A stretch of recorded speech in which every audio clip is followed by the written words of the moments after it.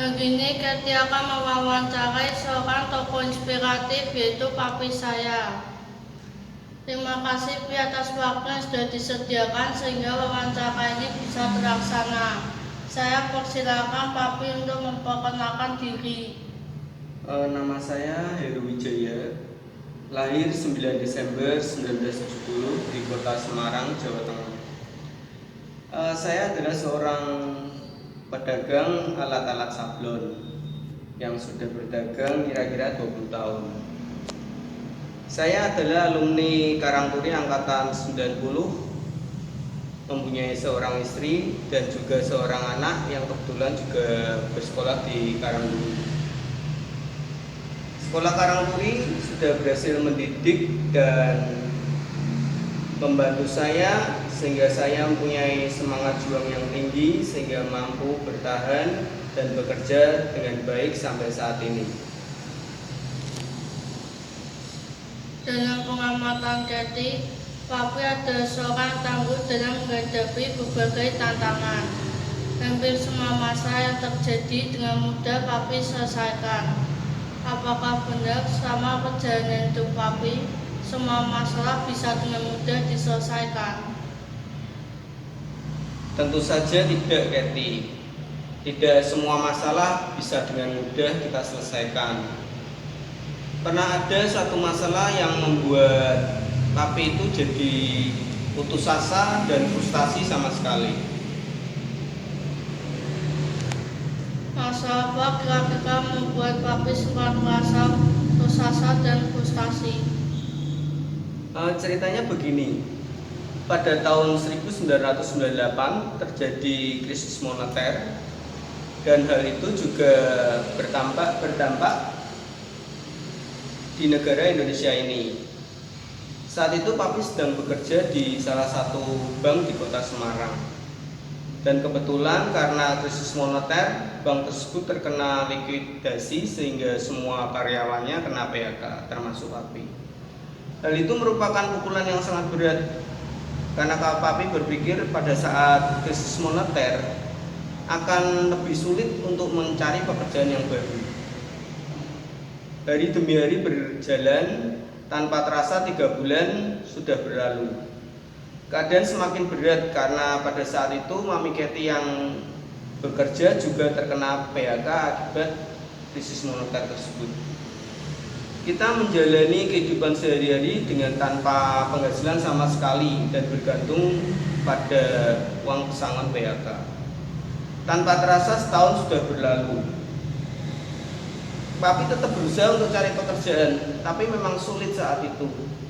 Dan hal itulah yang menyebabkan Papi merasa sangat frustasi dan putus asa. Apa yang Papi lakukan untuk mengatasi hal tersebut? Sebetulnya hampir nggak ada tindakan yang Papi lakukan ya. Kita benar-benar tertekan saat itu.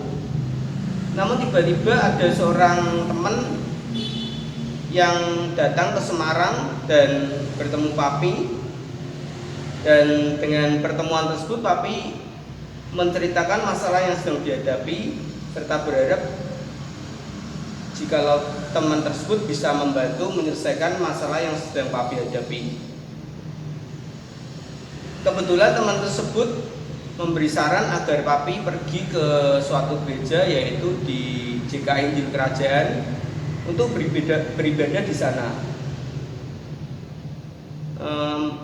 Dalam hati Papi juga heran, apa sih hubungannya antara mencari pekerjaan dengan beribadah di suatu gereja.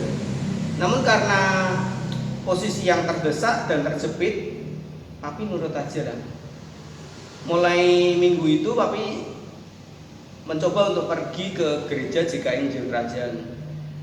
Dan pada saat kebaktian, Papi mendapat lawatan dari Tuhan, dijamah Tuhan, membuat Papi mempunyai semangat kembali. Semenjak itu Papi semakin rajin untuk pergi ke gereja dan kemudian mengikuti kegiatan di sana seperti persekutuan doa di gereja itu. Tak lama kemudian Papi dipertemukan dengan orang yang mau membantu Papi untuk membuka usaha perlengkapan alat sablon dan memodalinya. Dengan berjalannya waktu, toko tersebut bisa berkembang dengan baik sampai saat ini. Benar-benar cerita yang sangat menginspirasi Kathy. Tips apa yang Papi bisa berikan bagi Kathy bila sedang menghadapi suatu masalah? Menurut Papi, setiap masalah yang terjadi itu sudah diizinkan Tuhan untuk mendidik kita.